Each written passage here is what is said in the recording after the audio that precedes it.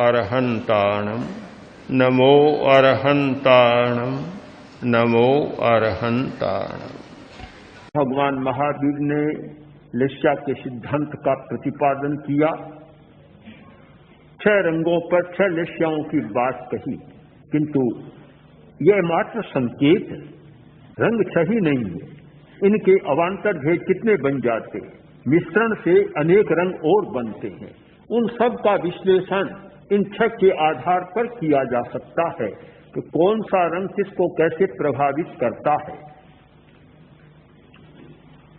लेस्या में एक रंग, एक भाव और एक आभा मंडल, इन तीनों पर विचार करना। लेस्या की वर्गणा या पुद्गल हैं, उनका अपना रंग होता है और वे रंग हमारी भावधारा को प्रभावित करते हैं। लेस्या का एक अर्थ हो गया रंग, लेस्या का एक अर्थ हो गया भावधारा। दोनों का गहरा संबंध कि किस प्रकार का रंग और किस प्रकार का भाव, इनका एक बहुत गहरा संबंध, व्यापक संबंध जुड़ा हुआ है। अमुक प्रकार का रंग आया, अमुक प्रकार का भाव बन जाएगा। रंग बदला, भाव बदल जाएगा। हम इस भाषा में भी कह सकते हैं कि भाव बदला, रंग बदल जाएगा। भाव का परिवर्तन और रंगों का परिवर्तन बहुत परस्पर जुड़ा हुआ है और वे रंग भाव को भी प्रभावित करते हैं और तेजस शरीर की रश्मियों को भी प्रभावित करते हैं। तेजस शरीर से जो हमारी ऊर्जा निकलती है, जो इलेक्ट्रोमैग्नेटिक फील्ड बनाती है, एक जैव चुंबकीय क्षेत्र बनाती है, वह भी रंगों से संबंधित है। तो तेजस शरीर विद्युत का शरीर है, चाहे कह दो रंगों का शरीर है। वहां से विकिरण होता है और फिर बाहर से सूर्य की रश्मियों का योग होता है। तो एक हमारे शरीर में आभा मंडल बन जाता है, एक प्रभा का मंडल बनता है।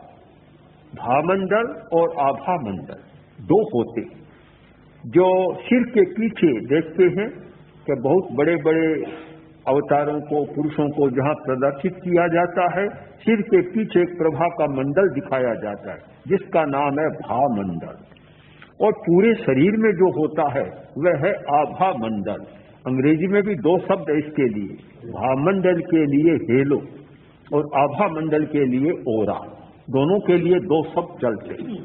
तो हर मनुष्य के भामंडल और आभा मंडल होता है। जितना शक्तिशाली, जितना पवित्र होता है, जितनी तेजस्विता और साधना होती है, उसका भामंडल और आभा मंडल बहुत शक्तिशाली बन जाता है। और जिसका कमजोर होता है, जो बुरे विचारों में रहता है, बुरी भावनाओं में रहता है, रात दिन हिंसा आदि में रहता है, भामंडल तो शायद पूरा बनता ही नहीं, आभा मंडल भी उसका खराब, मेला, मटमेला, दुर्गंधमय हो जाता है। तो हमारा रंग, हमारा भाव और हमारा आभा मंडल और उसके साथ जुड़ा हुआ है स्वास्थ्य, रोग और आरोग्य का संबंध। जिस व्यक्ति का आभा मंडल जितना मलिन है, वह व्यक्ति उतना ही मानसिक, भावनात्मक बीमारी से ग्रस्त रहेगा और शारीरिक व्याधियां भी भुगतेगा। तीनों प्रकार की हो। जिस व्यक्ति का आभा मंडल बहुत पवित्र है, वह आरोग्य का वर्ण करेगा। तीनों स्तरों पर, शरीर, मन और भावना के स्तर पर स्वस्थ रहेगा। वर्तमान में एक पद्धति विकसित हुई है आभा मंडल का अध्ययन करना और आभा मंडल के आधार पर रोगों का निदान करना। इस पद्धति का विकास हो रहा है। आभा मंडल जितना सही निर्णय प्रस्तुत करता है, शायद डायग्नोसिस के जितने उपकरण हैं वे नहीं करते। वे तो कभी कभी धोखा भी दे देते।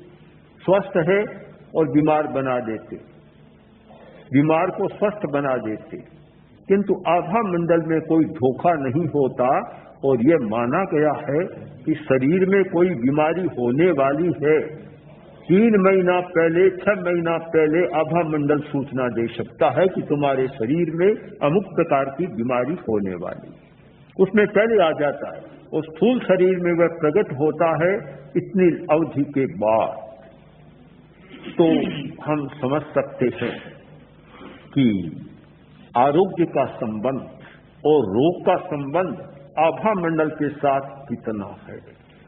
और जिस व्यक्ति के 5 वर्ण यानी प्रवृत्ति के साथ 5 वर्ण जुड़े हुए हैं, उसमें प्रशस्त भी हो सकते हैं, अप्रशस्त भी होते हैं। जैसे गंध के लिए बतला दिया, 2 गंध होती है, सुगंध या दुर्गंध। यदि हमारी भावधारा पवित्र है तो सुगंध पैदा हो जाए शरीर में, भावधारा पवित्र नहीं है तो दुर्गंध आने लगे। बताया गया कि तीर्थंकर का श्वास पद्म कमल जैसी सुगंध वाला होता है। कारण क्या? श्वासोब्ज गंध है। तो यह कमल की गंध कहां से आई? इन्हीं पुद्गलों में से, जो लेश्या के पुद्गल हैं, भावधारा के पुद्गल हैं, उनमें भी सुगंध पैदा हो जाती है। और यदि भावधारा अपवित्र है तो मड़ सुआड़े, मुर्दे की सी गंध उसमें आ जाएगी। सड़ा हुआ जो कलेवर है वैसी दुर्गंध आ जाएगी। रस, यदि भावधारा पवित्र है, लेश्या पवित्र है, तो रस एकदम मीठा पका हुआ आम, पका हुआ केला, ऐसे जो रसमय होते वह मिठास आ जाएगी। और भावधारा अपवित्र है तो तिक्त, कड़वापन, कसेलापन उसमें आ जाएगा, वैसा रस पैदा हो जाएगा। स्पर्श, यदि हमारी भावधारा पवित्र है तो स्पर्श सुकोमल, पराग जैसा, मक्खन जैसा कोमल स्पर्श होगा। और भावधारा की अपवित्रता है तो रस, स्पर्श कठोर, रूखा, खुरदरा हो जाएगा। ये वर्ण, गंध, रस और स्पर्श कोरा रंग नहीं, वर्तमान की इस रंग चिकित्सा में, सूर्य रश्मि चिकित्सा में रंग को ही पकड़ा गया है। किंतु हम इसका विश्लेषण करें तो कोरा रंग नहीं होता, कोरा वर्ण नहीं होता। जहां लेश्या का संबंध है वहां वर्ण, गंध, रस और स्पर्श सबके साथ संबंध जुड़ा हुआ है। रंग बदला और कहते हैं सृष्टि बदल गई, सब कुछ बदल गया, बिल्कुल ठीक बात है। रंग बदला, गंध बदल जाएगी, रंग बदला, रस बदल जाएगा, रंग बदला और स्पर्श भी बदल जाएगा।